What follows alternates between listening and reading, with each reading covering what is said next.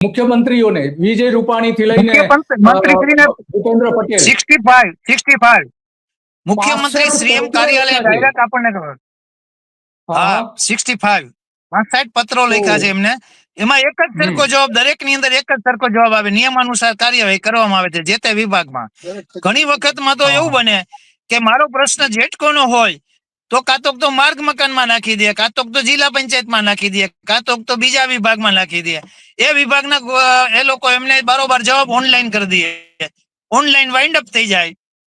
અને પછી છેલ્લે તમને કોઈ વસ્તુ જવાબ એવો આવે કે તમારો આ સબ જ્યુડિશિયલ મેટર છે, એમ કરીને આપણને આખી જે છે પલ્લે ચડાવતા ગયા. હવે સબ જ્યુડિશિયલ મેટર છે ઈ અલગ મેટર છે કે ભાઈ આ તો સિવિલ પ્રકારનો થાંભલો હટાવવા માટે અમે હાઈકોર્ટમાં ગયા, તો એ મેટર હાઈકોર્ટ ઈ જોવે છે કે ભાઈ આ મૃત વ્યક્તિને જીવિત બતાવી અને કોઈ પણ વ્યક્તિના નામે, મૃત વ્યક્તિના નામે હુકમ થયો હોય સાહેબ, એ સેટે સાઇટ એટલે કે રદ જ થાય. આવો નિયમ છે, કુદરતી સિદ્ધાંતના નિયમોનો ભંગ કર્યો છે.